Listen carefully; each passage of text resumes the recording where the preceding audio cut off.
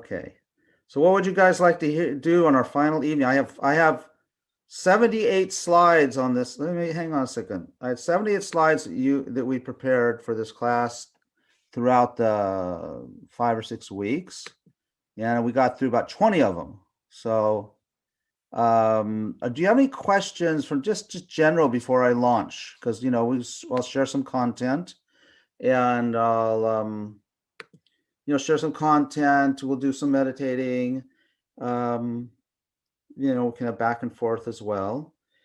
So I just want to know I'm trying to figure out of all the content that I have that's, we can talk about in terms of developing, when we talk about how to meditate, I have to say, as you've noticed, I kind of go to a more deeper place with that, with, using the teachings on calm abiding as my guide, as my outline, so to speak. So how to meditate, generally as a discovering Buddhism program, it's not introductory, but it's a beginner, more or less beginning level.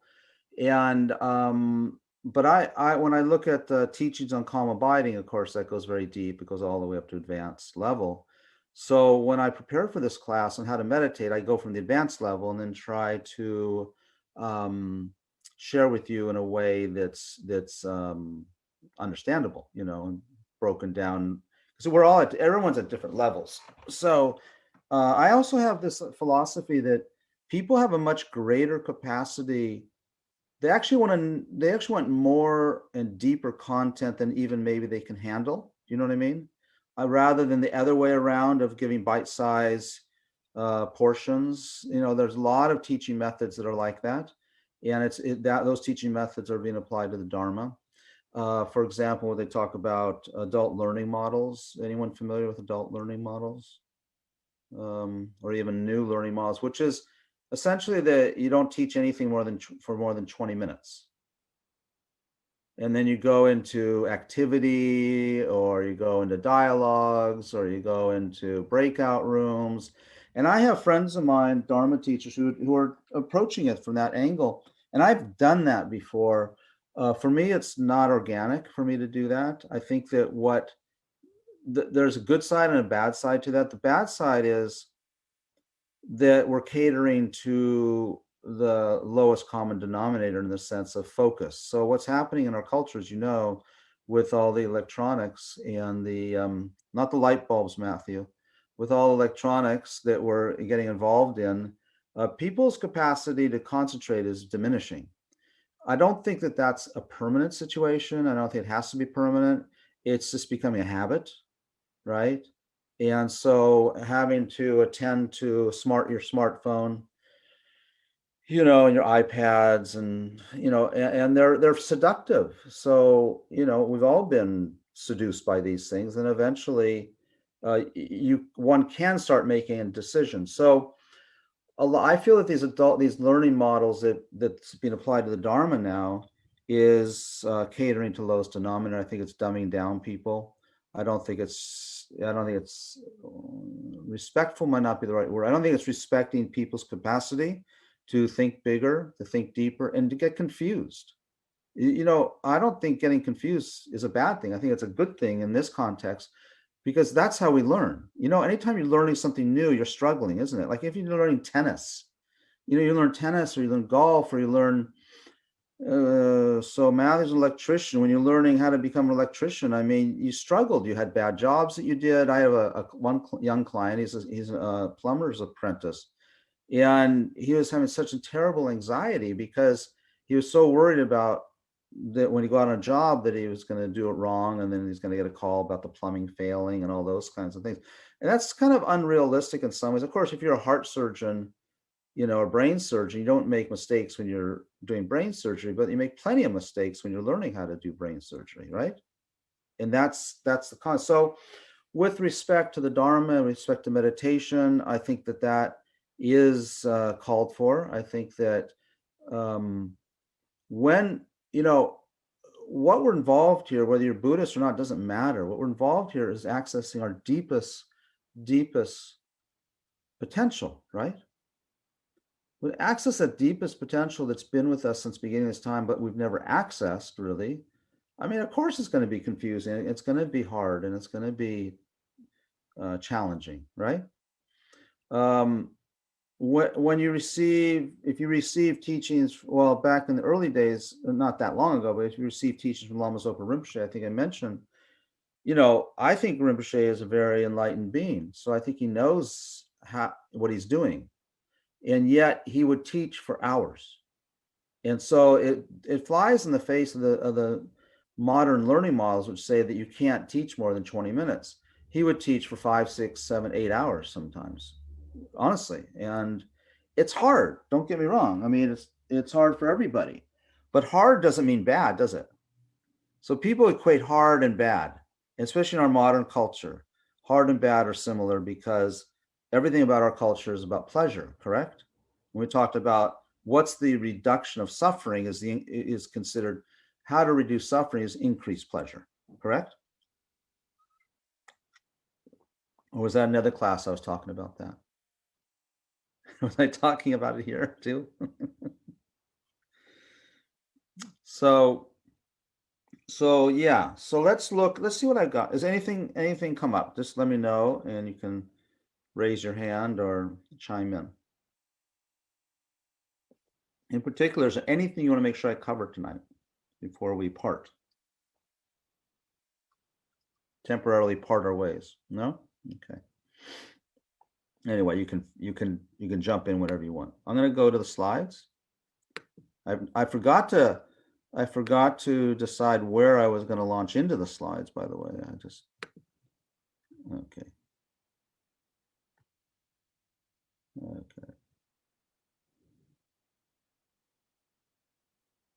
Okay.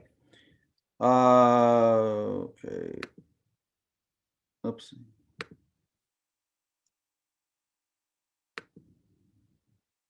So did we, how far did we get last week? Let's see, Paula, Ida or Matthew, do you remember where we finished? Because I was jumping pretty fast at the end. Anybody remember? So, okay. Just let me know if I'm repeating because I can't exactly, I've jumped around. And Ida has this problem with her connection. I know that with her phone and her laptop. But so we talked about stabilizing. So remember, we're talking about calm abiding, which is concentration meditation. And we're talking about analytical meditation. Okay. And so when we're practicing, so this is relevant to us. When we're developing a meditation practice, even if we're not doing it formally to attain calm abiding, we are trying to develop better and better concentration, right? With concentration comes a lot of benefits. So in developing calm abiding, there are 9 levels in developing calm abiding, and they can be developed in as short as 6 months when you formally engage in the practice. Generally speaking, it takes years or even lifetimes.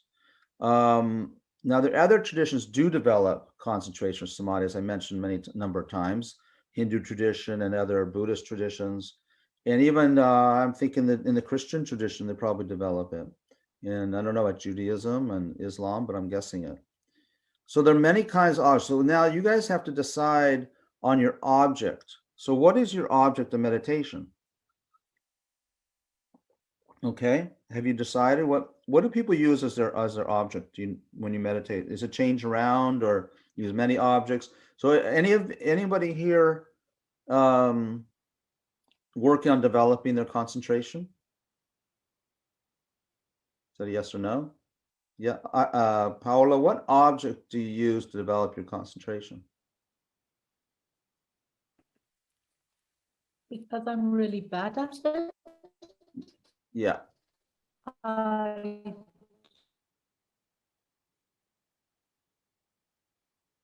Unfortunately, your sound is going in and out.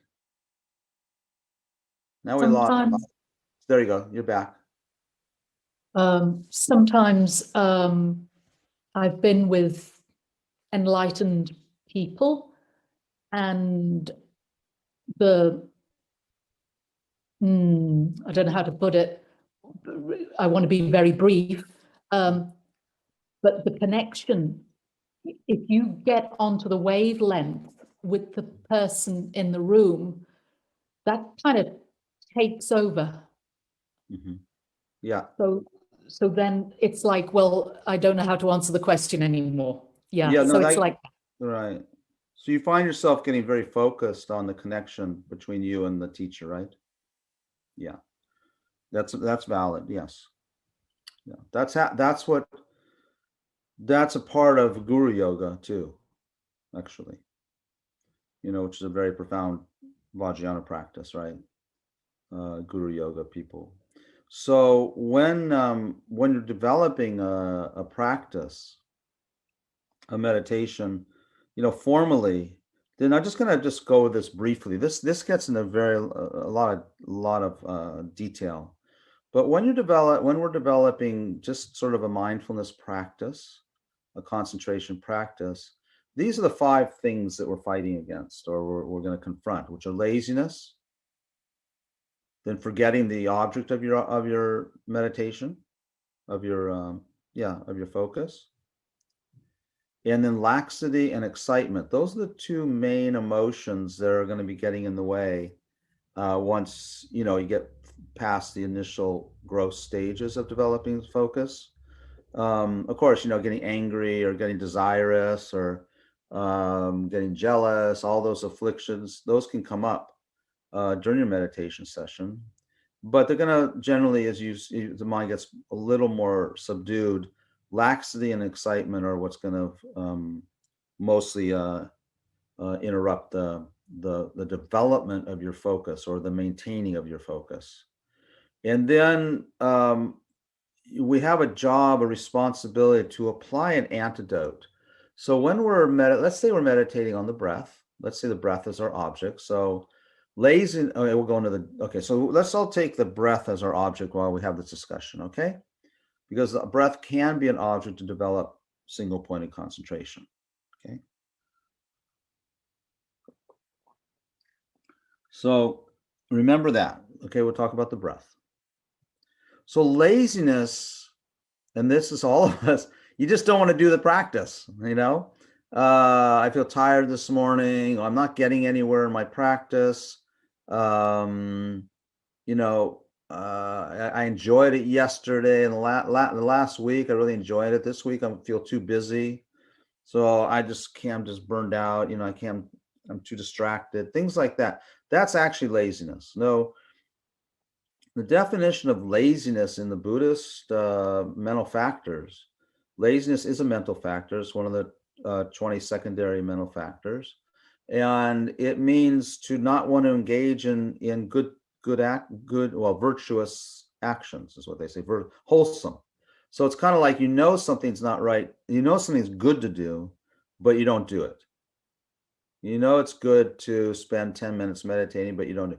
It's good to exercise, and you don't do it. It's just too late. So that's laziness. Laziness, again, is not wanting to develop or engage in wholesome activities. So in the context of meditation, laziness is the thought of, I just don't feel like doing it. Now that laziness doesn't last through the whole 9 stages of developing single-pointed concentration. That's the good news. Laziness is something that is subdued within the first 2 or 3 levels. I think it's by the third level you don't have this laziness. Now, the reason the laziness goes pretty quickly is because you start experiencing the benefits of meditation, of concentration. And when you experience the benefits, they far outweigh the difficulty in doing it. Once my older son was asking me, I was driving home from high school. He was about 15 or something. And he asked me, I knew he was kind of interested. I probably was getting stoned a little bit and, trying stuff out. And he asked me, Dad, why don't you get stoned anymore? I think he wanted to get, this big thing, get high with your dad or something, and I said to him, well, when I was younger and I'd get stoned, I'd felt better. But as I got older, I'd be in the same, I'd have the same experience, but I felt worse.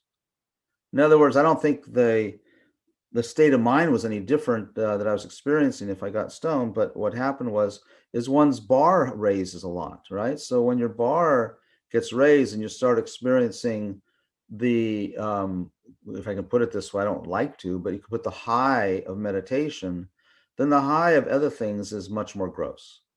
It just doesn't compare. So it's not a question of forcing oneself to be disciplined. It's easy to be disciplined. It's easy to want to sit down and meditate because you keep reaping the benefits. But the problem is in the beginning, you do have to fight it because you don't get you don't get the benefits all the time when you are beginning levels. So it does take some, for some, they start getting the benefits and then they never turn back. That's due to previous karmic imprints. Others don't have that background, so they may have to work a little harder in the beginning. It's very important to get the positive results of meditation, and the positive results are many, and I think we've talked about them. So the first fault is laziness. Okay. The second fault is forgetting what you're meditating on. That's called forgetting the precept, forgetting the object. And that's forgetting the object. If your object is the breath, then technically speaking, mindfulness is also a mental factor. And so the mental factor of mindfulness is used to keep the main mind focused on the breath. Okay. So I want to say this again because it's a really important part that's not really taught in these everyday mindfulness practices. The mindfulness practice I've seen mostly is about keeping the mind focused, concentrated. That's not what we consider a robust meditation practice. It doesn't, because keeping the mind focused is a mental factor of concentration. Okay, so I'm closing my eyes because I'm just get a feel. So when let's say you have the breath and you're concentrating on the breath, that's mostly what they teach these days as mindfulness practice. Okay. I haven't read every mindfulness practice, so I'm generalizing. So in developing actual single pointed concentration, that's not enough. So mindfulness, so you need another mental factor, the mental factor of mindfulness. And the mental factor of mindfulness is being aware of distractions, or another way, being aware if the mind moves from its object. So you need to have that little spy. Actually, there's going to be two spies you need. Okay. So when we're meditating, the practice of am I concentrating, which you don't quite say it that way, it's not as gross as that, but when you have this little alarm button going on that when the mind wanders, it knows it. So as we develop through these 9 stages of developing calm abiding, at some point you don't need mindfulness anymore because you are able to concentrate. I can't remember what stage it is. I think it's the 5th. I think the 5th stage, you don't need mindfulness anymore. Not, and when I say you don't need it anymore, you're not employing it very much. Let me just look here. Yeah, here we go.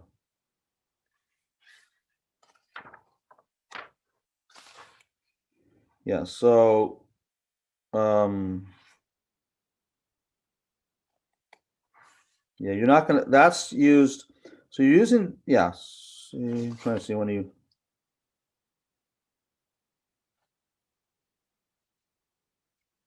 yeah.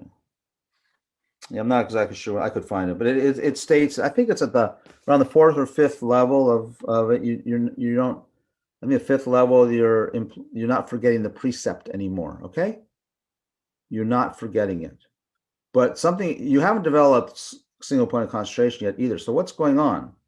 So so you need the other spy for that. So, and by the way, there are many kinds of objects. Hopefully we can talk about that for a few minutes tonight. So that's forgetting the precept. So the remedy to forgetting the precept is mindfulness, or remembering the precept. Okay, but that mindfulness is not just remembering, it's also noticing when the mind is moving away from its object, in this case the breath. Okay, then the third of them is laxity and excitement. Now laxity and excitement have gross and subtle. Okay, and these follow us all the way until the 9th stage of developing calm abiding. Okay, so lethargy, lethargy is a kind of laxity, but it's at the earlier stages. It's kind of heaviness of body and mind. It's like close to sleep. It's neutral or non-virtuous. Okay, now laxity, which is more subtle, is neutral or virtuous. And I'll tell you something that very interesting. At the 8th level of developing calm abiding, you can meditate for quite a long time, and your meditation is very, very strong. You can meditate for hours. And what happens to many meditators traditionally, so for those of you who are going to continue in developing in this practice, your Buddhist practice, your meditation practice, I should say, it's very important to know this detail. Many meditators get stuck at the 8th level of calm abiding, okay, the 8th stage. The reason is because they think they've attained calm abiding because their meditation is so good and so strong. But what's happened is there's subtle laxity. Okay, I'm not going to go now. Of course, if you're interested in, as you're meditating more details, you should study this topic because it describes how to know when you have subtle laxity. That's beyond the scope of our class right now, but you have to know, and sometimes it's your meditation teacher, your teacher that will tell you, because it's so subtle and it's so seductive that you're fooling yourself and think you've attained it. Okay, that can also happen on that. So on the 9th level of developing calm body, you have perfect concentration, perfect samadhi. You can meditate for 4 hours without moving. Okay. However, I want to say this. This is why it's so profound. These topics. You have not attained calm abiding yet, though. So that happens after the 9th stage. So you engage in perfect concentration in the right way, and then calm abiding will be attained over a little bit of time. Well, I'll just tell you because it might be of interest to you. So the hallmark of attaining calm abiding, as opposed to just the 9th level, is when you attain the 9th level, or we attain the 9th level, we practice and practice. It's not until we achieve what's called mental and physical pliancy. I love that word, pliancy, because we never get to use it otherwise. Mental and physical pliancy. And then there's descriptions of what that means. It's a kind of a bliss. And then bliss, okay? It's a kind of a very lightness of body and mind. The mind is totally serviceable, will do whatever you want it to do, essentially. Okay? And the body too. The body is very, very light. You don't need to sleep anymore, for example, if you don't want to.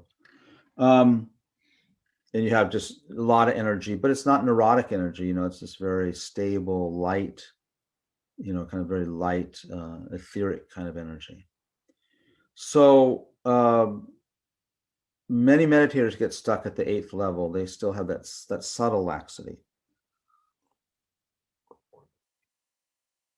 Okay. Now, here I go. Okay, just do this quickly. Laxity of 2 types, coarse and subtle. Coarse is having stability. You can stay on your object, but not clarity. So please, if you're taking notes, this is the other thing that's really important, clarity.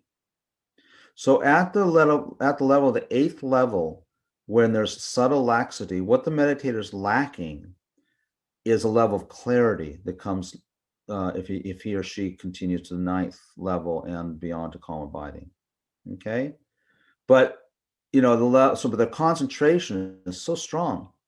But they don't know that their clarity is a little blurry, for lack of a better word. Okay. So it says they're not intent. It's having, see, it's so easy. You have stability, you can stay on your object, and you have clarity, which is a clarity that you and I, ordinary people never, I shouldn't say never experience, but they don't maintain it, and experience it rarely. But it's not intense clarity.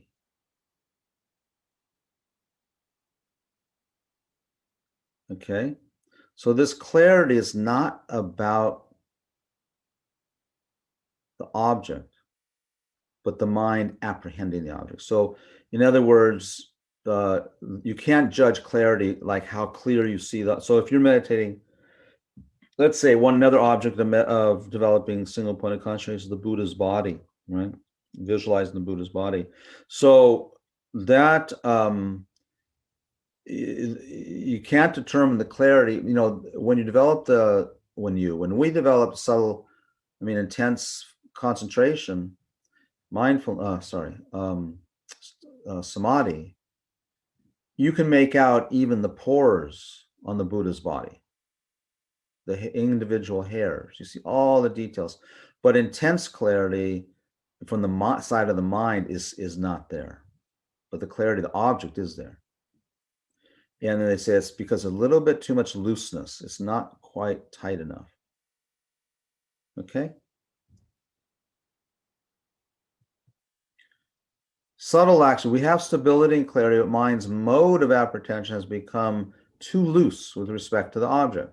If within that looseness we become even more stable, this stable turns into subtle laxity.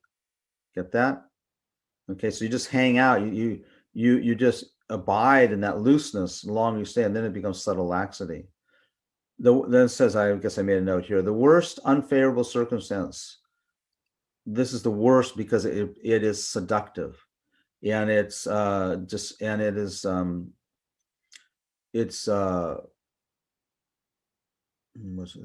it's seductive, and it's, well, we could say destructive, but it restrains a person from attaining the 9th level. It appears to be meditative stabilization, but it's not. Your breath stops. You can focus for a whole day. Now, there's the thing. I've heard Lama Thubten Rinpoche say this as well. You become forgetful in this life and rebirth as an animal. Can you believe that? Okay. So that's what that's the so people think that that's a great attainment. It would seem like, right? You could concentrate the whole day. Who would argue with you? Okay. If we meditate our whole day and our breath is stopped, wouldn't you think you had finally attained samadhi, single point of concentration? So this is a very critical place to be. I have, of course, I hear many students who are very interested in Mahamudra, right? Let me take off the share. Do you have no friends or people who are following the Mahamudra fad? Or Dzogchen fad? I mean, very high, very, very, very high teachings, by the way. Neither of you three have any? No, haven't heard much about Mahamudra. Okay.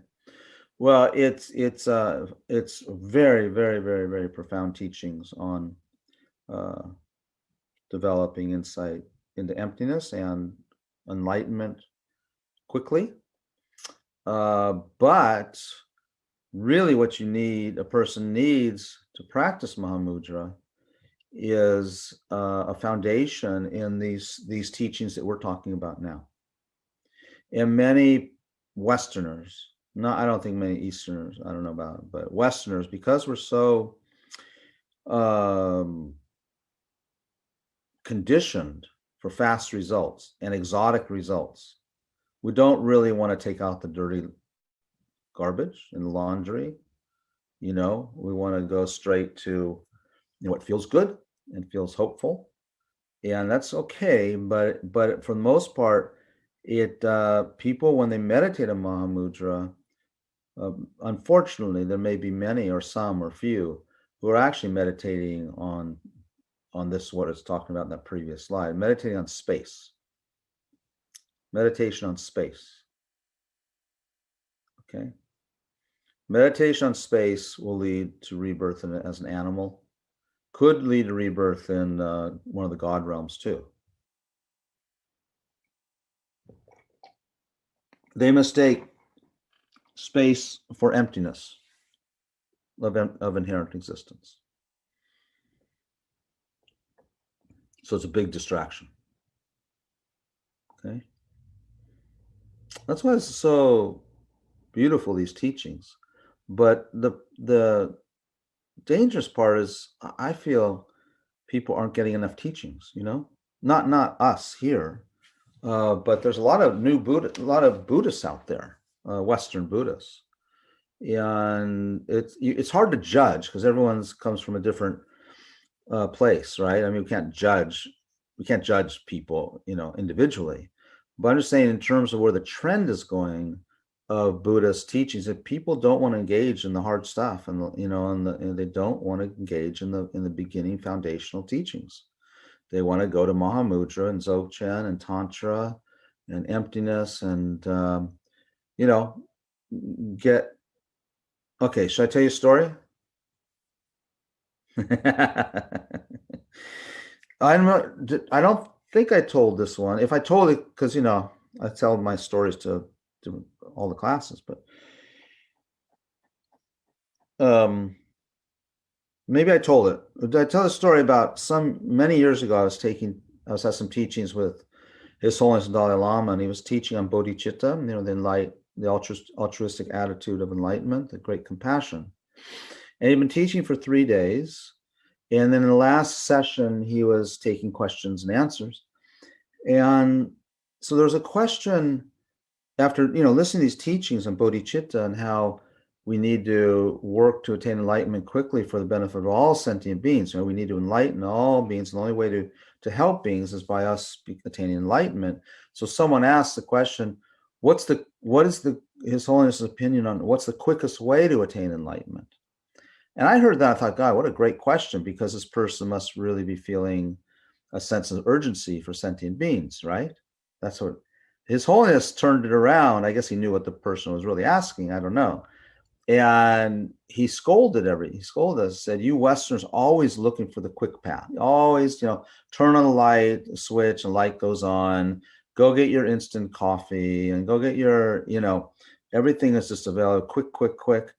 And then he started telling the story of Milarepa and Gampopa.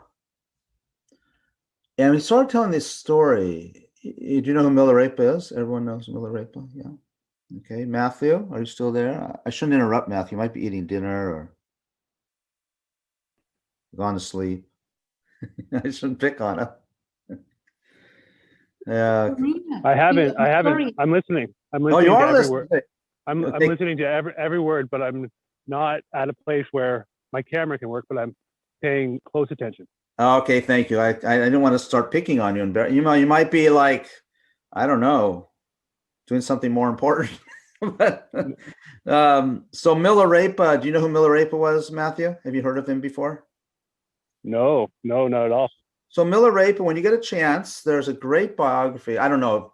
You have to pick up this biography when you're ready for it, because it is, it's very Buddhist. So, but Milarepa is considered like the folk hero of Tibet, and one of the main folk heroes of Tibet. He was let's see, around I'm trying to think of the year, probably around the 11th century, and Milarepa had actually killed, before he became a Buddhist, he killed 32 people or 36 people through the use of black magic. And then he became a Buddhist and practiced very diligent, very hard, and actually attained enlightenment in that one lifetime. But he has also practiced extreme austerities, in order to purify the karma for having killed so many people. So going flash forward to His Holiness talking, and so Milarepa Matthew lived. He lived in the Himalayas, in the caves, in the snowy, up high, where it was really cold. He didn't have any food. He ate nettles, or cooked nettles. If he could, sometimes people would offer him food, but his main thing was to meditate. So he'd move around to different caves. He just lived in caves, and all he had to wear was a very, very thin cotton cloth, and it was pretty over years it became tattered because he was so focused on purifying this karma and also attaining enlightenment, which he again did in one lifetime. And there's actually a beautiful 2-volume book called the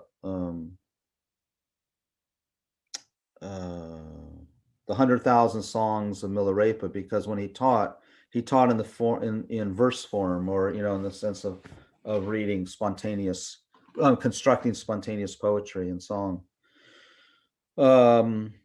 So anyway, so he was like the ultimate practitioner.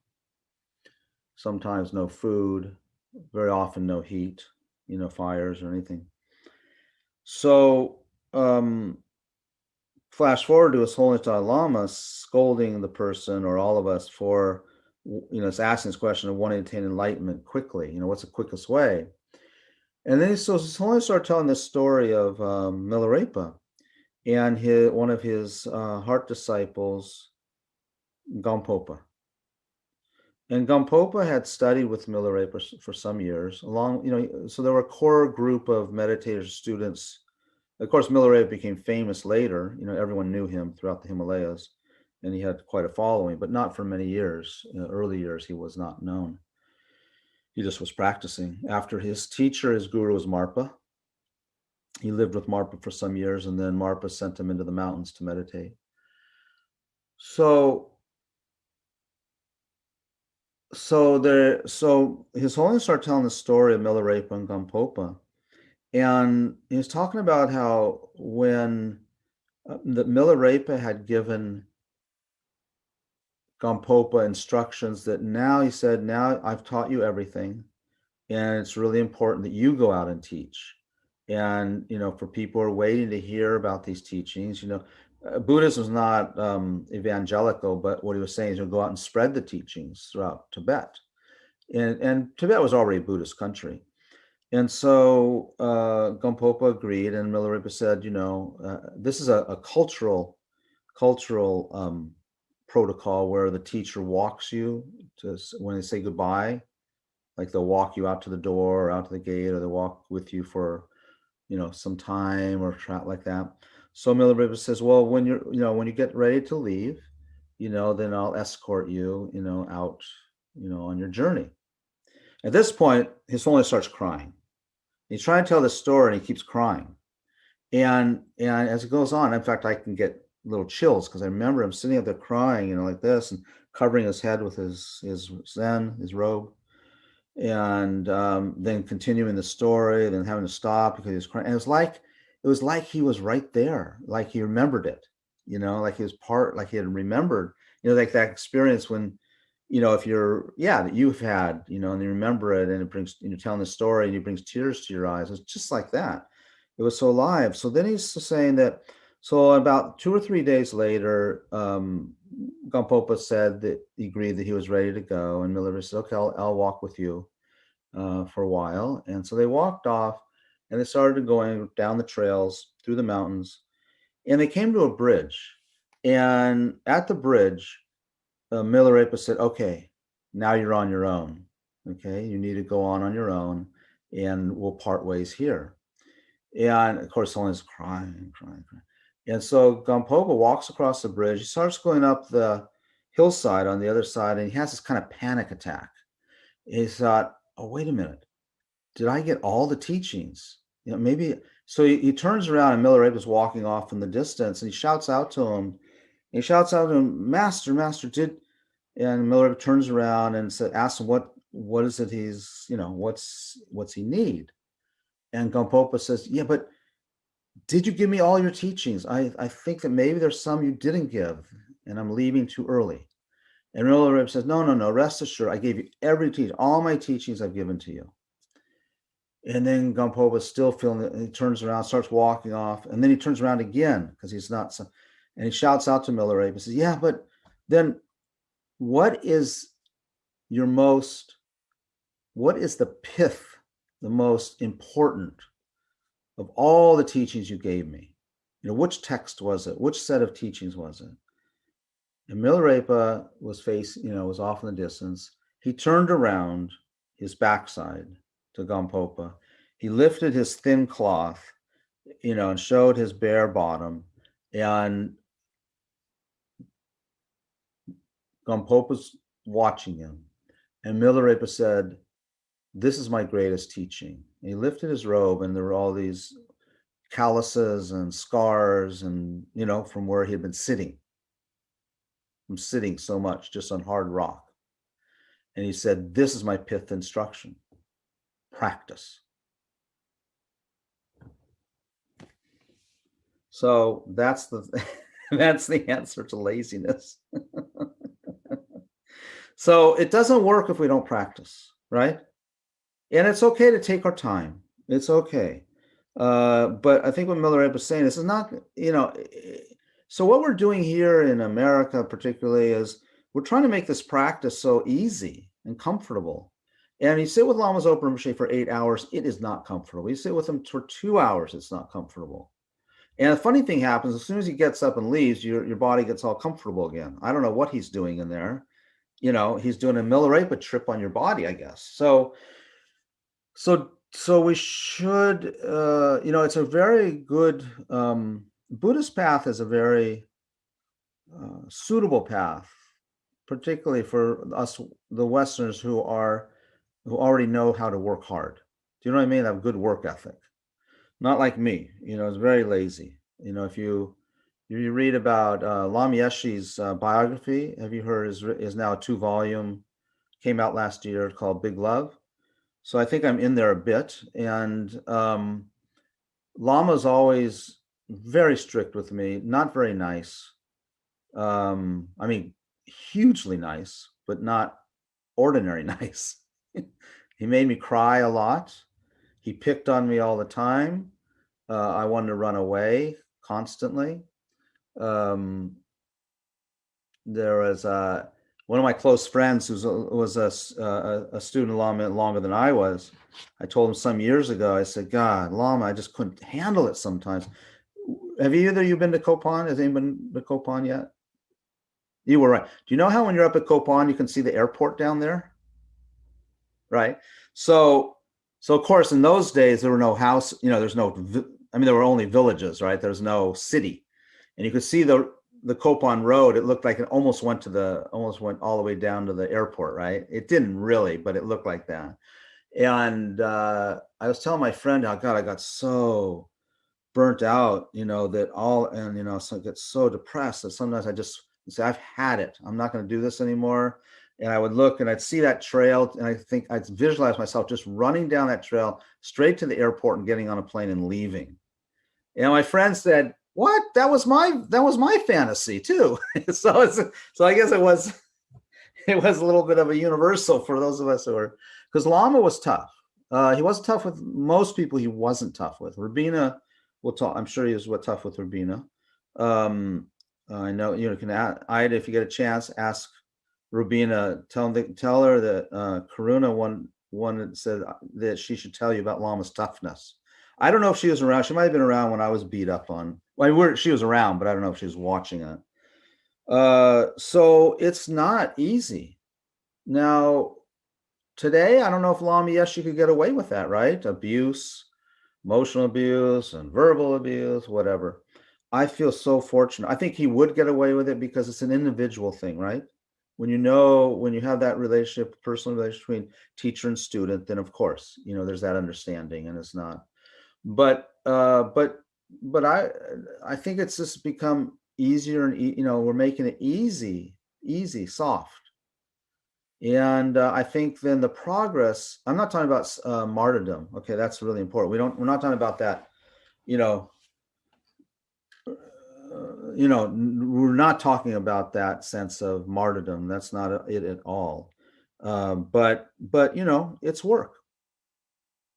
And sometimes some of us are blessed that we don't have to get our hands dirty. So then we try to meditate in a chair that has a massager in it, and teachings that are easygoing and that sort of thing. And so it's nothing wrong with it. It depends on people's karma too, right?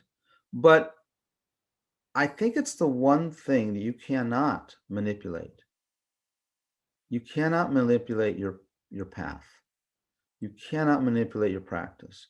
You cannot manipulate whether sorrow and pain and depression and discouragement are going to arise or not. They're going to arise whether you're doing it from a soft chair or a hard rock. Okay? And my contention is, I know Rabina's like this too, is that better to do the hard rock because you get done quicker. You get through it quicker. So if you're going to teach for only 20 minutes and then do an exercise, and then we don't get it's going to take longer because you got to go through the crap. And as long as we're teaching courses and workshops and sessions that avoid the crap, you got to do it sometime. That's the bad news. Or the good news. Okay. So I went off on a tangent, didn't I? Did I go? So that's laziness. So we're talking about laziness, right? Karuna, please, Yeah. may I interrupt just for a second? No, please do for a minute, 2 minutes. I don't know if it was an accident, but Matthew had his hand up, wanted to ask a question. Oh, I didn't see it. Thank you, Matthew. Go ahead.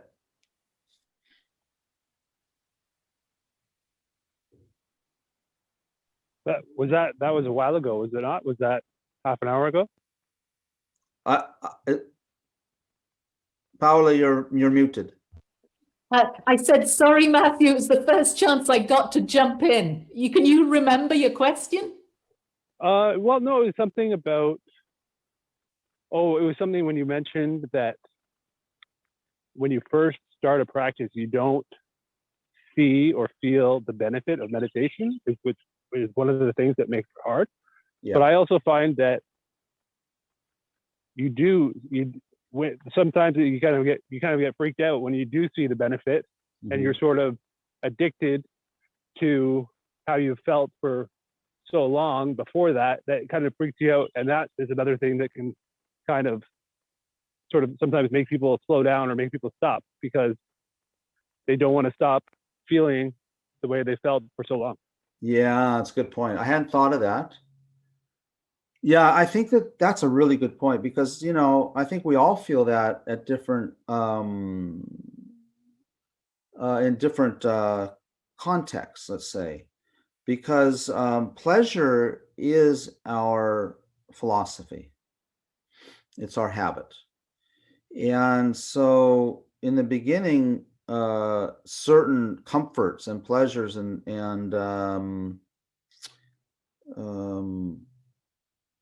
escapes are confronted. I think that's what you're saying. And then you're thinking, wow, no, I don't want to lose those.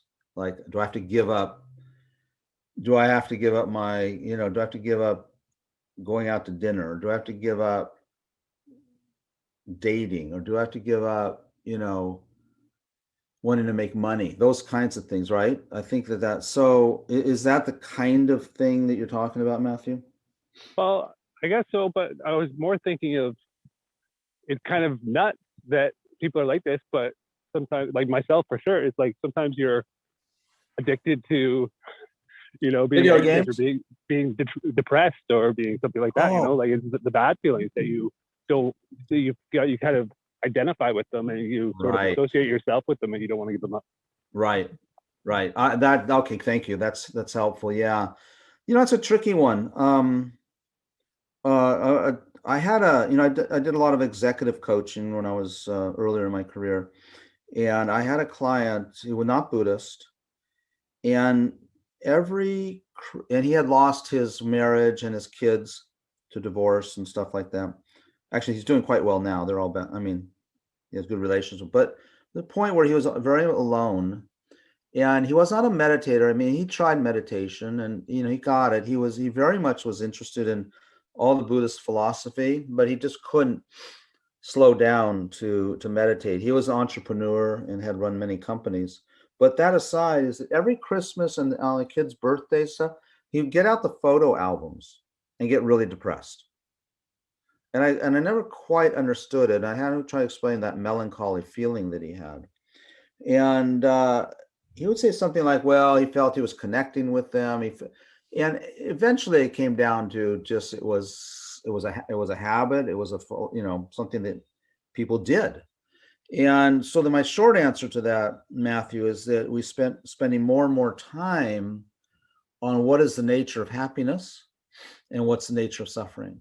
So those depressed feelings, I want to feel impressed, you want to depress, we indulge in that, just leave me alone. I do that too. It's like that's pretty common.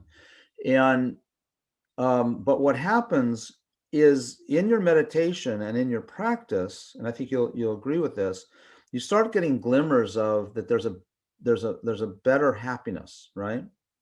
There's a better, most sustainable and it's very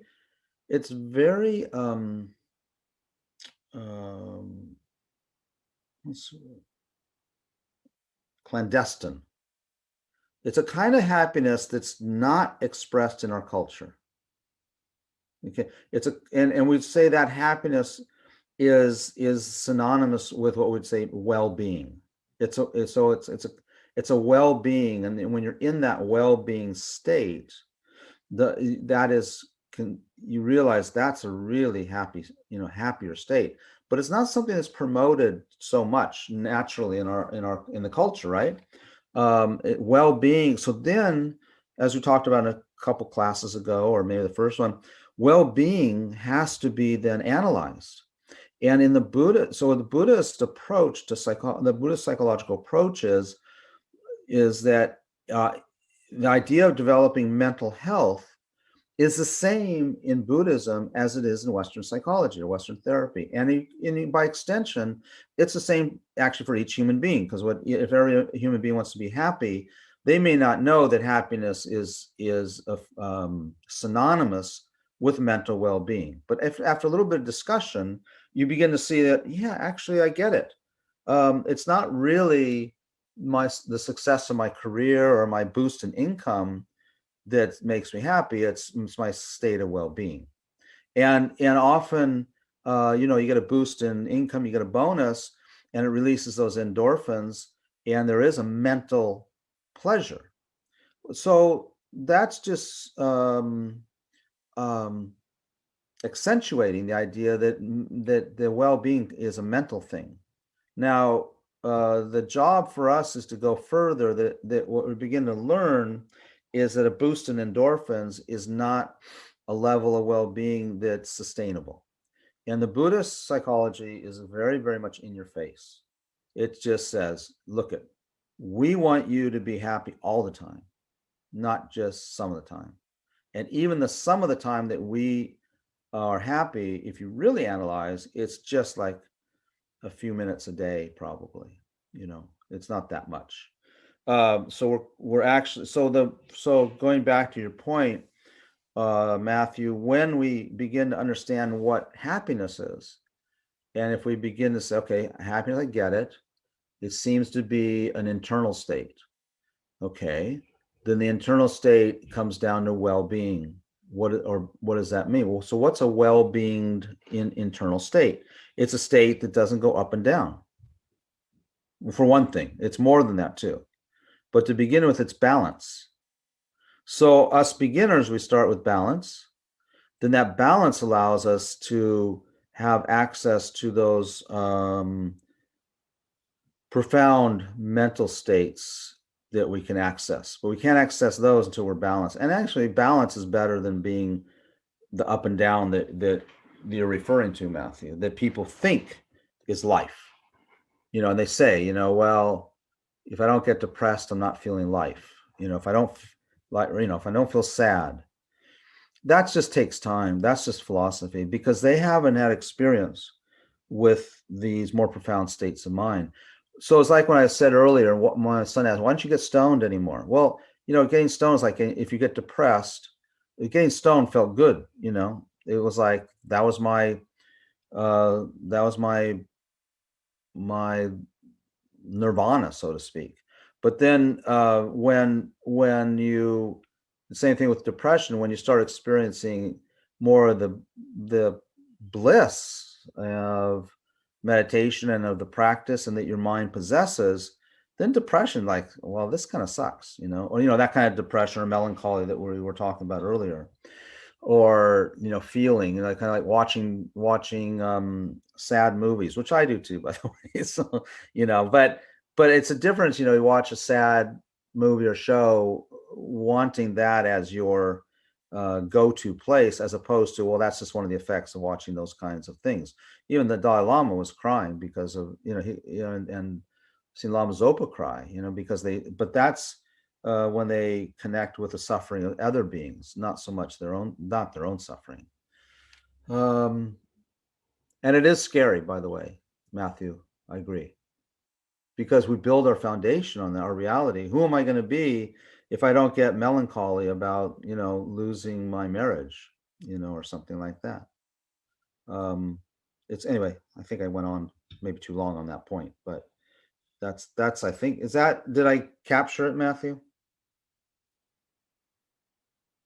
Yeah, absolutely. That's exactly the phenomenon that I was thinking of when I asked that question. It is a strange feeling to, not be willing or ready to give up some of those states of mind.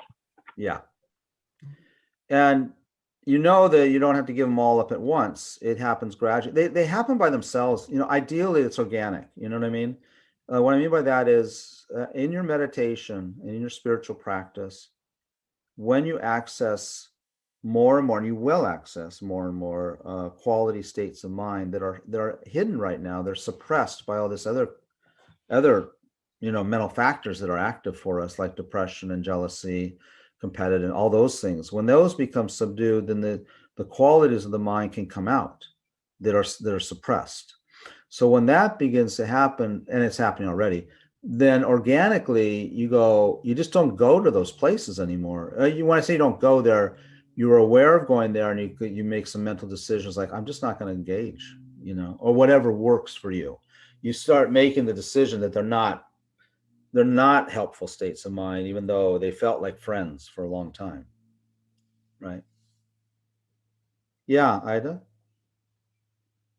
Well, I was thinking about that well-being state, and I associate that with not having wants, not having desires, that Yes. or aversions.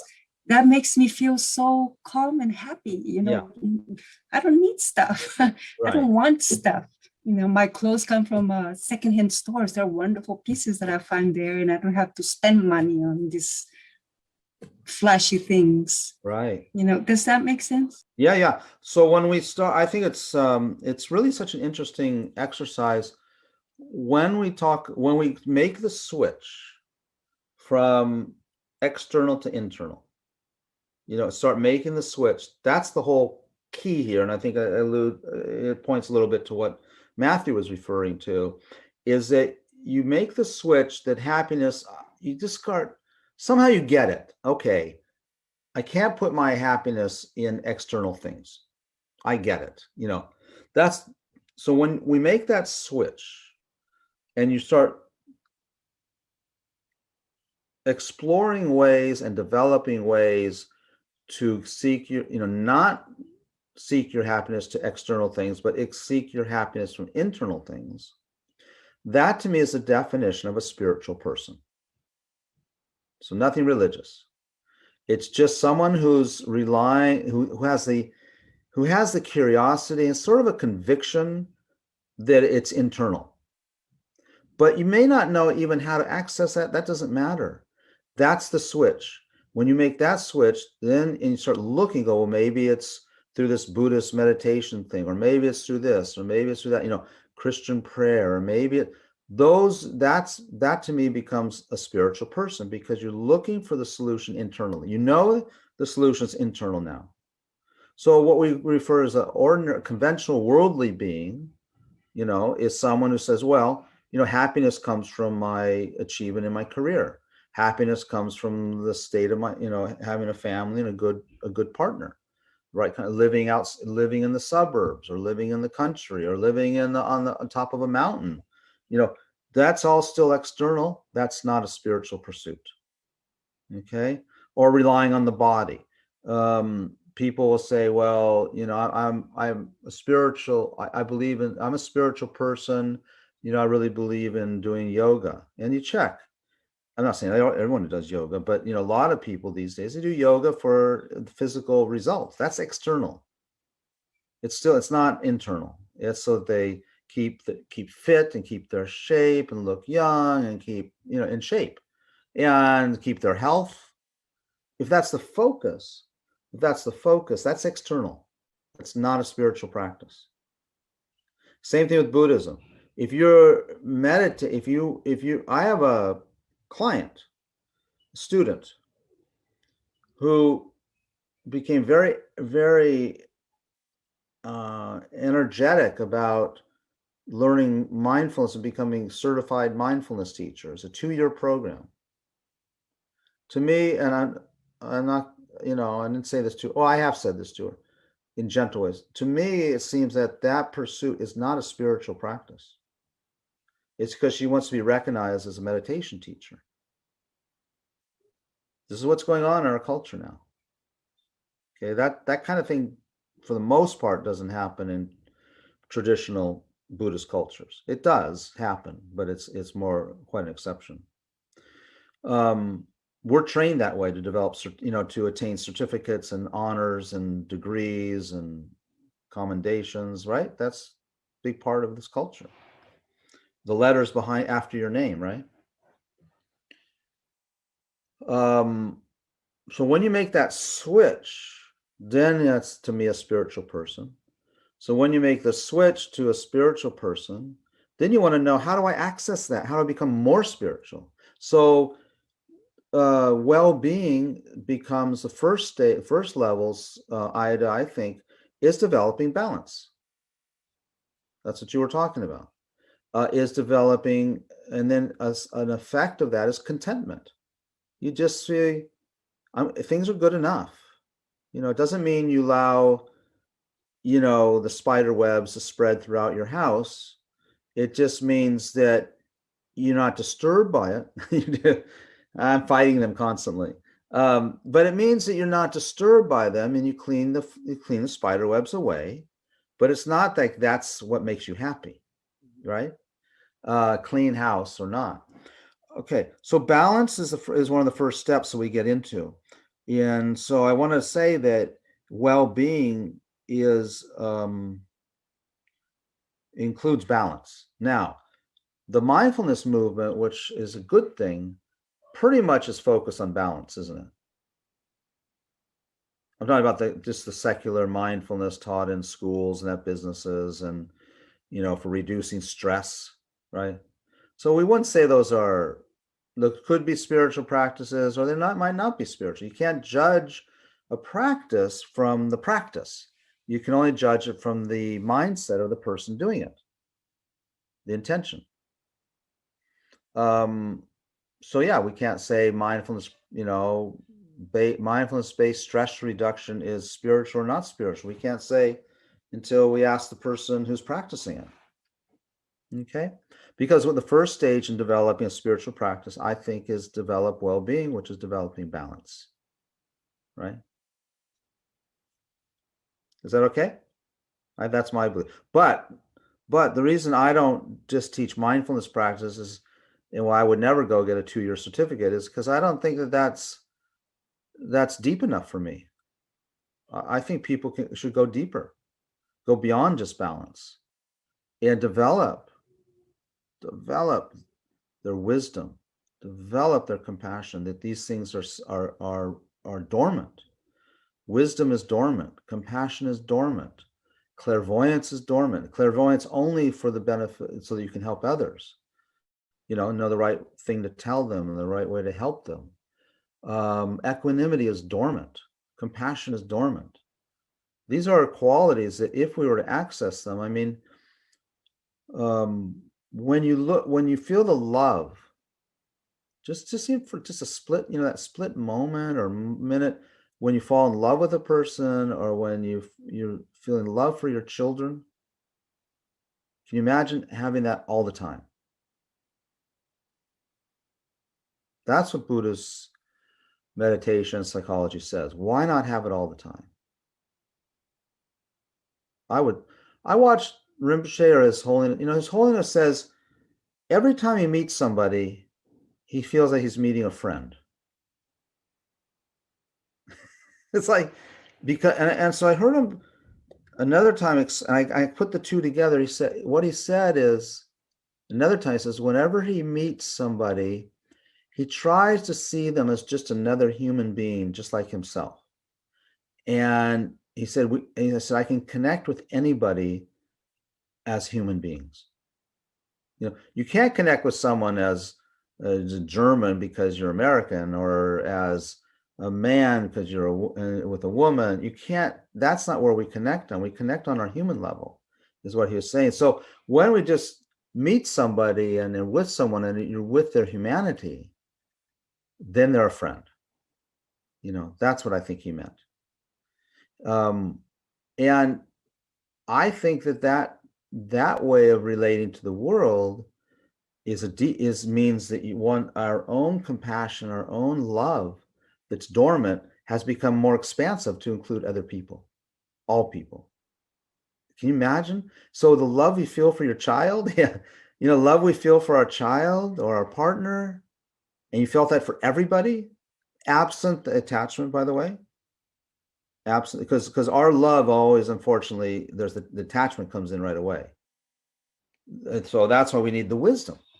And the wisdom is the thing that gets the love and compassion to be love and compassion, and not conditional attachment. Because if you loved everybody like the way we love our child, we would suffer a lot. Because all your children, as soon as you love the homeless guy, or not even the homeless, your friend who has cancer, and you love him like your child, with the attachment you love your child, you're going to suffer. And if you have that for everybody, you're going to be a crumpled, piece of flesh on the floor. That's the problem of loving everybody. We cannot love and have compassion for everybody without wisdom. You will die. You'll have a heart attack. But it's a good suffering. It's a good suffering because it leads you to action. If it does, but can you imagine? Kind of compassion. Okay, have you felt so sad because of someone you loved that had trouble? Like an example, got depressed by it. So if you loved everybody like that person, then every time in the whole world you wouldn't be able to function, because you'd be so depressed. You'd be so sad. Well, I don't equate depression with sadness. That's something else for me. There's good sadness too. Yeah. Does that make sense? Yeah. I think there's good sadness, but I think the good sadness is, my belief in good sadness is the sadness of the suffering of all sentient beings. But if there's too much attachment, it's even in Western psychology, the work of Dan Siegel has shown that, and not just him, but others, that the leap from empathy to compassion, he's talking about in a Western context, is a very dangerous one, because empathy, you are not in the other person's experience. So if you have empathy for a friend who's losing his marriage or her marriage, you have empathy, you're not getting sad by it. You understand it. But compassion is the dangerous one. So the next level is compassion. This is in terms of this Western model. And compassion, the problem is that sometimes people in compassion, so the difference between empathy and compassion in this Western context is empathy is understanding a person's suffering. Compassion is getting into their suffering. And in this Western psychological context, people who had empathy were highly more functional than people who had that kind of compassion. Because when they got into the other person's skin, they couldn't function. Now that's not the meaning in Buddhist psychology of compassion, but it does say in developing compassion, our Buddhist practice, you know about the practice of exchanging self with others? Yeah. Well, it doesn't mean going into their skin and becoming them. It means you care about their happiness more than your own.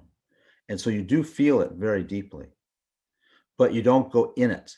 If you go in it, you're done. You're not functional. So there's no wisdom in that. Okay. And the wisdom we're talking about really is the wisdom of, emptiness of inherent existence is the one that's going to make our compassion the greatest. That wisdom. Okay. Is that helpful? Yeah. Yes. Ida?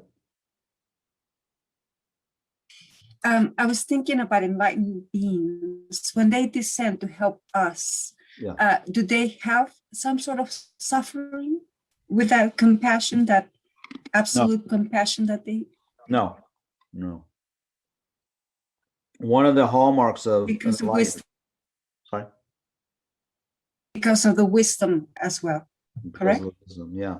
Because so we need to study, and it becomes a bit confrontational when you study. We need to study what the nature of suffering, right? The Buddha taught the First Noble Truth, the nature of suffering first. We have to understand what that is. So again, we go back to that happiness description we were talking about before, and you flip that around and you talk about, well, what's the opposite of that is suffering. And so suffering in this context is not having control. So what keeps us from not having control are the afflictions, particularly attachment, aversion, and ignorance.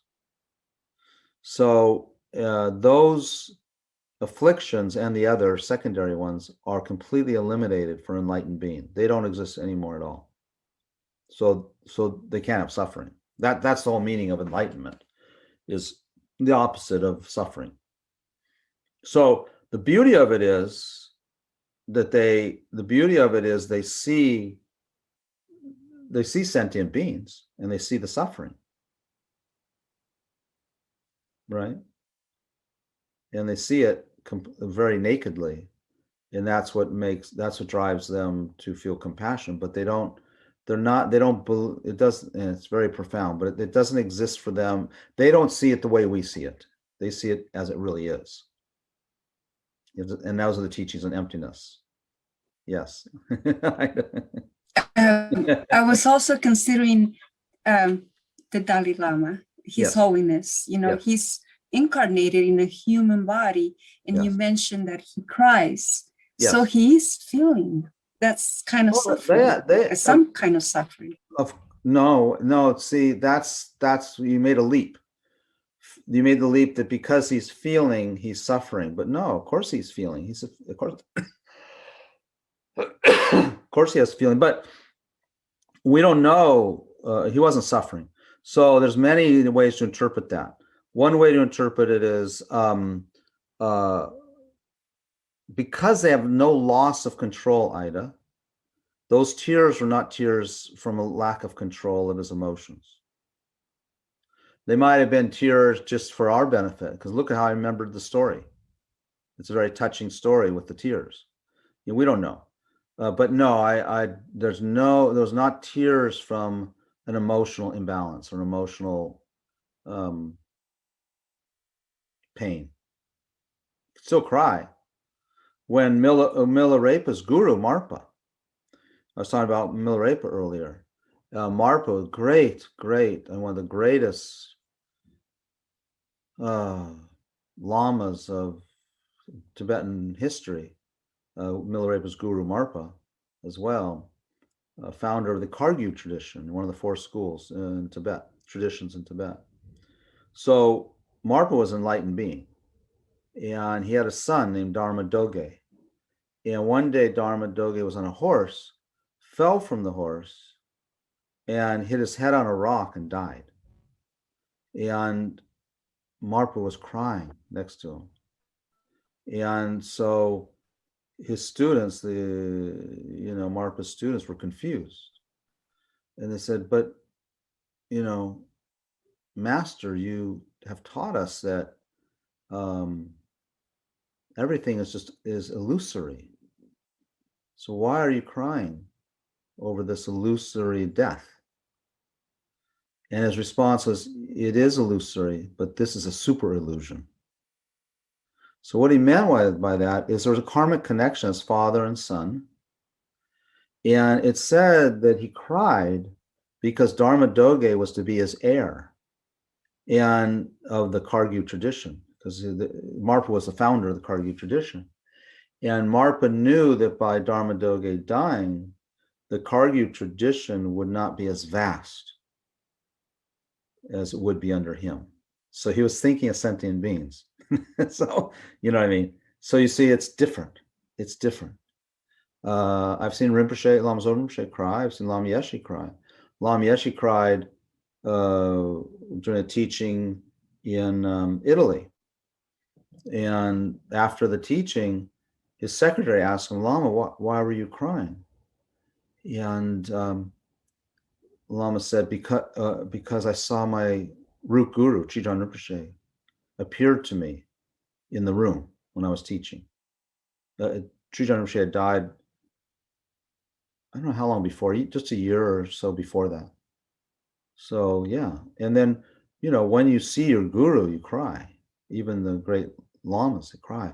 But that has to do with this overwhelming kindness, this overwhelming qualities that they have. So it's not like that same depression, right? So did I talk about this too long? Did I go on too long about this? No? Okay. I hope it's helpful. Matthew, did I go on too long for you?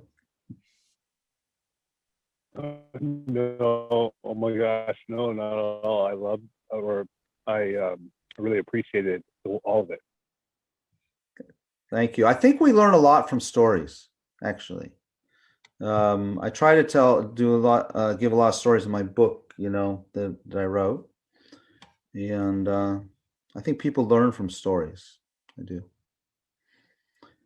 Okay, hang on a second.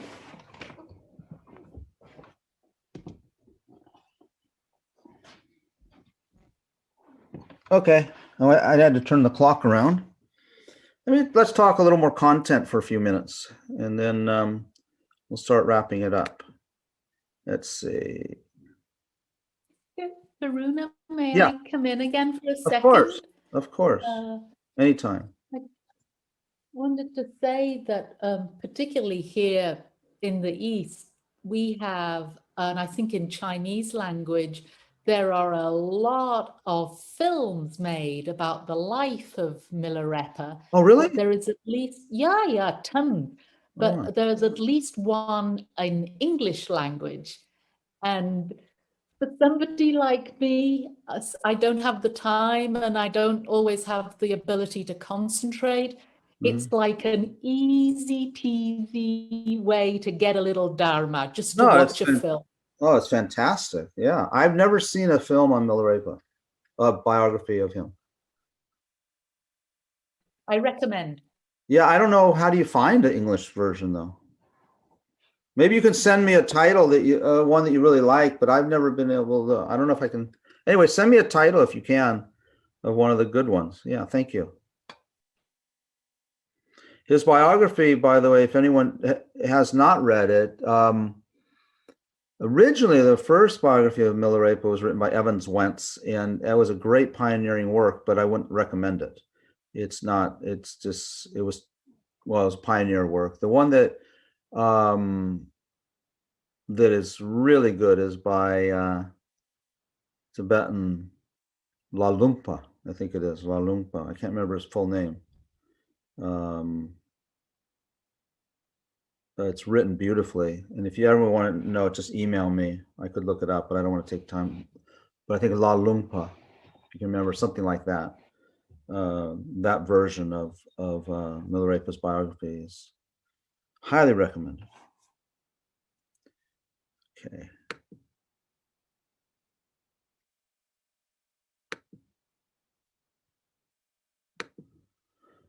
Okay, so there we go. We talked about the unfavorable certainly leading to lower, that spacing out thing, meditating on space. I'm going to go quickly.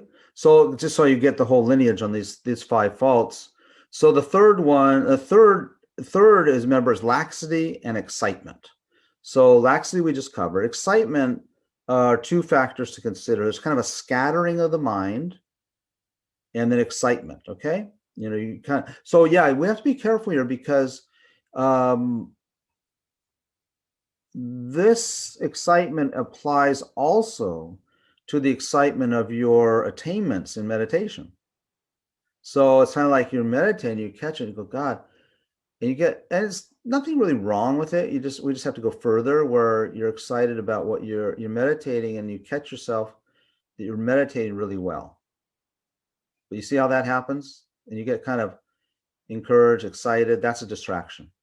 Okay, so we have to rein that one in too. At a more advanced level, excitement. So this is like scattering, which is what we mostly do, is when your mind moves to external objects, like sounds and smells and sights and like that sort of thing. It's generally desirous. Can also be hateful, and most distractions are scattering of the mind. And it happens even with virtuous thoughts.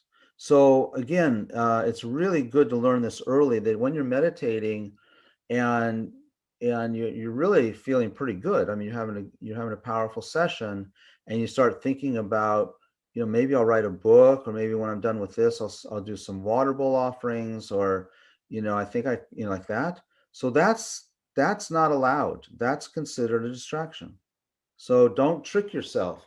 Or don't let it trick you into thinking that just because, or maybe what happens is also sometimes you're meditating on, and your purpose is to develop concentration, and all of a sudden,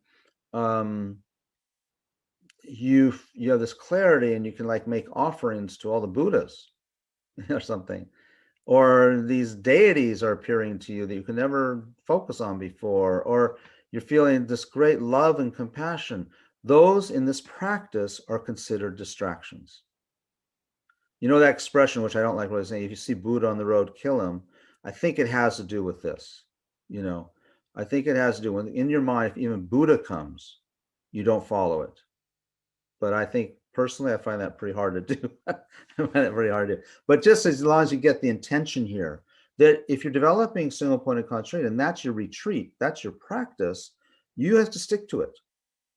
Okay, you stick to it, even when all the angels are descending upon you, and you're having these marvelous experiences and visualizations and visions and stuff.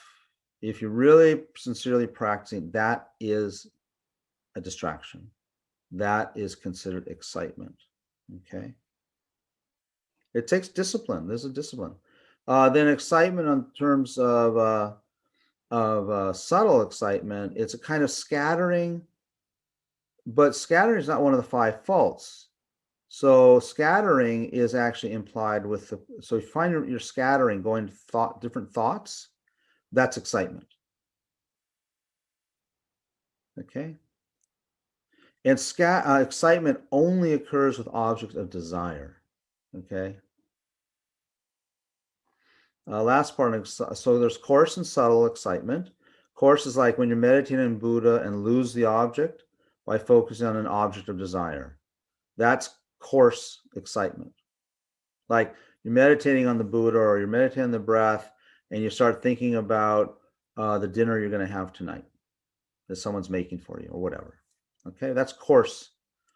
That's coarse excitement. Subtle is like water moving under ice. So you're focusing quite well, but you don't lose the object, but the corner of the mind has come under the influence of discursiveness. And discursiveness has to do with thoughts. Okay. A pleasing object is about to appear to the mind. Okay. The fourth fault is non-application. So that's when we don't apply the antidotes to laxity and excitement when laxity and excitement have arisen. There are antidotes to these, and we don't have time tonight, probably discuss them, but so with introspection, so remember you have mindfulness about whether you're staying focused. Now you have another SPY, and I want to get this out because it's very crucial to the formal practice of developing single point of concentration, which is you need mindfulness to see if you're focused, but then introspection is a part of the mind, a little tiny SPY that is aware or analyzes whether the mind's lax or excited. Okay, it determines whether one or the other has arisen. Then without an introspection, you apply an application. But sometimes you say, non-application is a fault. So even if introspection notice laxity and you don't apply the antidote, that's non-application. Then finally, the fifth fault is over-application. So introspection, the SPY catches that laxity or excitement are in the mind, and you apply the antidote, which we haven't talked about what antidotes. You apply the antidote, and then you keep applying it. You don't stop and go back to your object of concentration. Okay. So look at that. Mainly occurs in the eighth mental abiding. Okay. But it can occur at all levels, a similitude. Okay, now the antidotes, I'm just going quickly if that's okay. So remember we talked about 5 faults. Look across the top, or the middle rather. Laziness, forgetting the object, laxity and excitement, non-application, over-application. Okay, now the antidotes, I'm just doing this so you have the content. We can't go into it very much tonight, but you're going to do this more later. At some other time, you get these teachings again. So laziness, the antidotes there's 4 antidotes: faith, aspiration, exertion, and pliancy. Okay. Now, forgetting the precept or the object, mindfulness is the antidote. Remember mindfulness which is checking whether the concentration's holding or not. That's what mindfulness does. Mindfulness is paying attention if the mind has wandered off the object or not. Okay. Then more subtle is laxity and excitement. Now, that's not mindfulness that catches those. That's introspection. Okay? So the antidote is introspection. Forgetting the object, the one before, the antidote is mindfulness. You got to reapply your mindfulness if you keep forgetting. And if you're noticing you're excited or your laxity, introspection is the antidote. And then, of course, non-application, if you're not applying the antidotes, then apply them. That's the antidote. And an over-application is equanimity. Stay balanced. Go back to balance. Okay.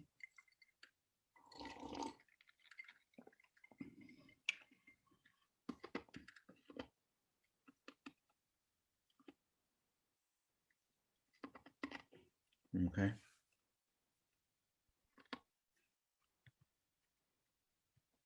Okay. So the following slides goes into each of these in more depth. But let's get balanced for a moment. Let's just do a short meditation. Remember, we start with motivation. Sorry, we start with checking with the posture. The 7 points that we talked about. You don't have to do this now. Just formally what you've done. The 7 points. Right now, we'll just make sure that our back is straight, not slumping, and we're not overly rigid. Our head is slightly, just tiny, slightly bowed. Our hands are in our lap with the right hand on top of the left. They can also be on your knees, palms down. Not like, showing meditators with their, you can do it that way with your hands upright, all palms upright and touching your fingers, but we're not teaching that at the moment anyway. So the A is anatomy. So you're checking your body. If there's any tension in any of your limbs or in your face, in your jaw, shoulders, you just let it go and breathe into it.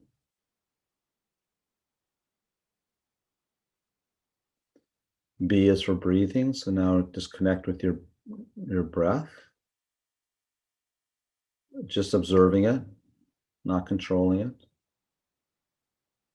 If you're really agitated, you can follow the breath at the abdomen. Otherwise, the in and out sensations or whatever, your vision, whatever you focus on at the nostrils.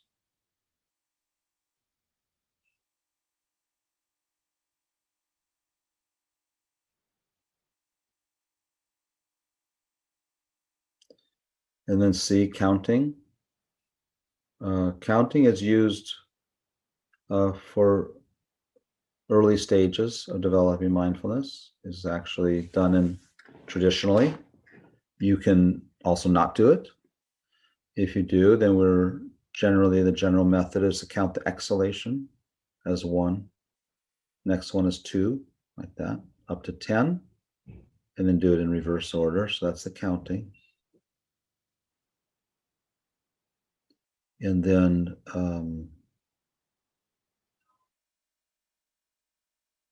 D, A, B, C, D. I'll introduce D in a minute, okay? We'll do it again. I know you know what it is, but so just spend a few minutes in getting the mind focused on the breath.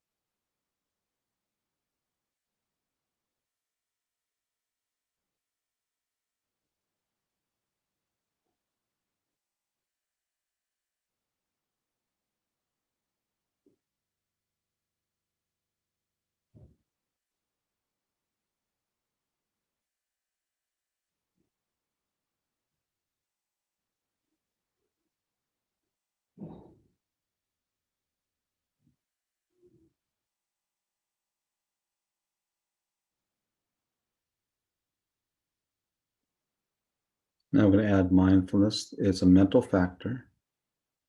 That's the D, distractions.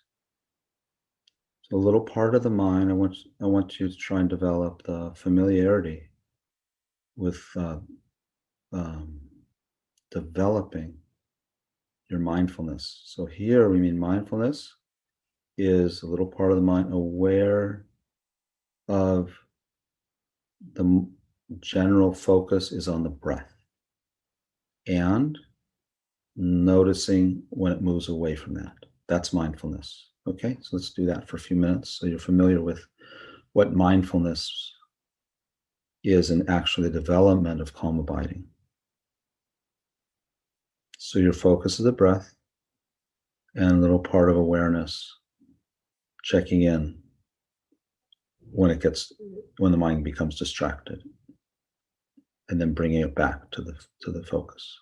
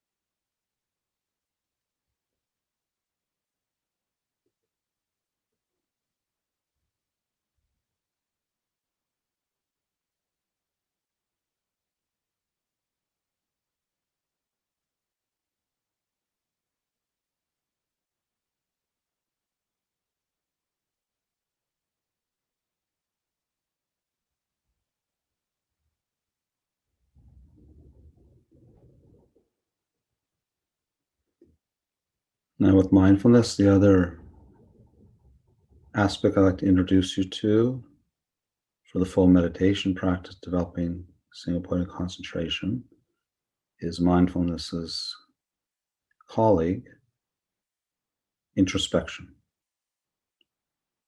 While you continue just noticing with your mindfulness whether the mind is on the object or not. You don't need to employ mindfulness once it's back on the object, by the way. Mindfulness is just there always as a warning system that it moved off or on. Now, introspection, I want you to notice the quality of your mind. In other words, is it lax or is it excited? That's what introspection does. Mindfulness, notice if it came off the object of concentration. Introspection notices the quality of the mind. Generally laxity or excitement.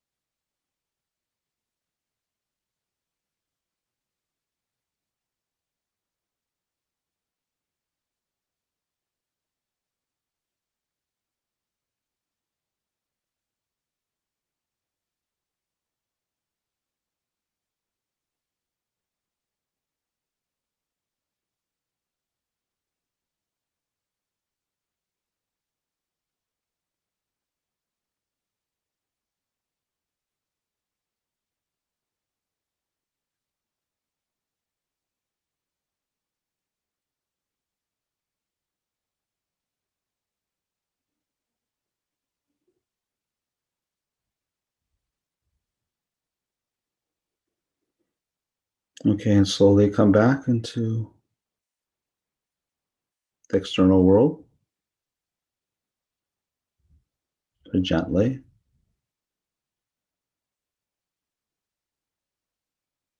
We didn't motivate well. Sorry about that. We'll dedicate at the end.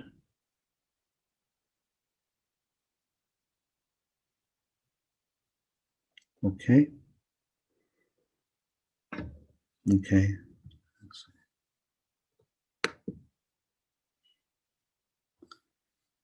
Okay.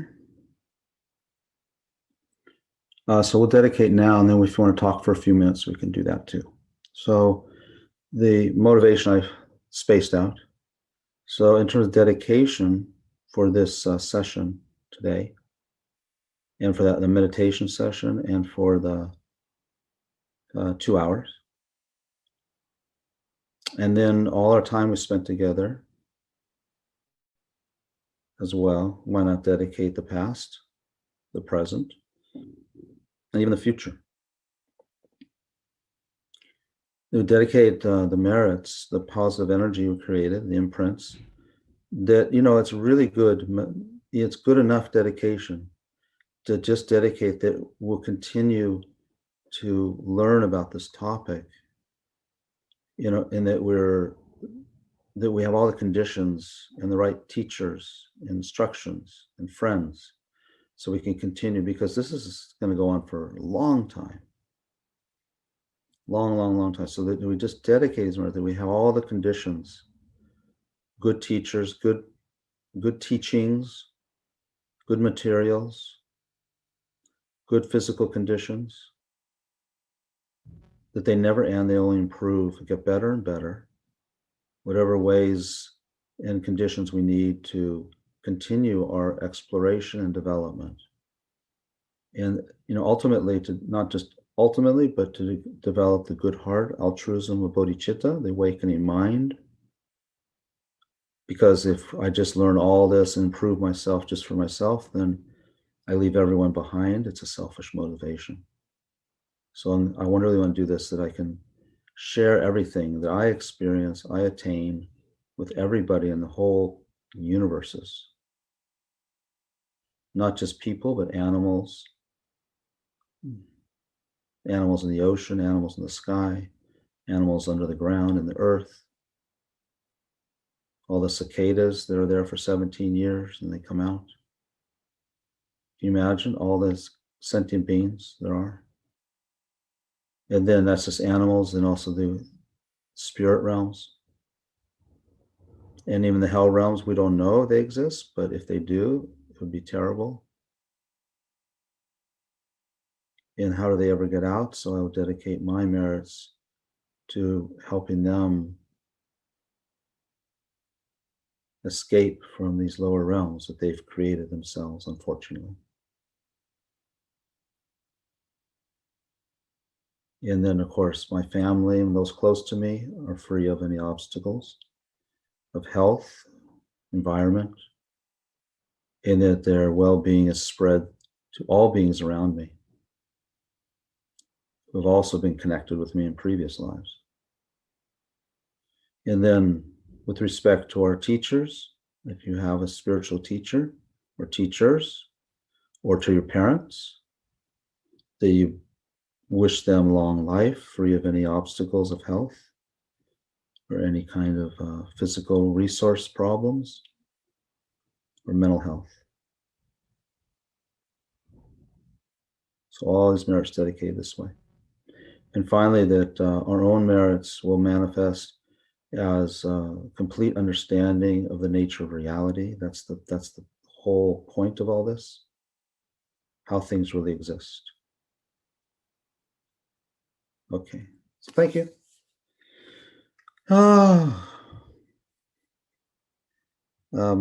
So would you like to say anything before we go? You don't have to. Any questions? Please come again. Please teach us again, and thank you so much. Thank you. It's my pleasure, really. Really is. Second what Ida said. Please Yeah. come again. Thank you. Yeah, we'll do something, and maybe we'll see. We'll have some more philosophy and psychology, and yeah, if it's helpful, then it'll happen. Okay. So enjoy your day in Japan.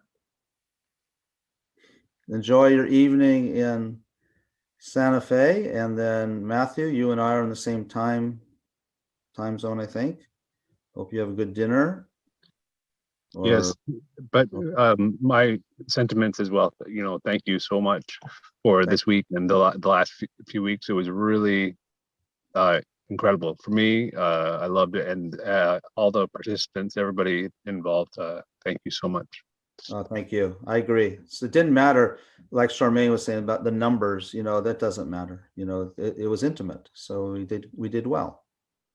Yeah, and maybe some people get to listen on YouTube later on, or Yeah, that's out of it, so absolutely. That's true. That does happen. Okay, great. And stay in touch, and we'll see you soon.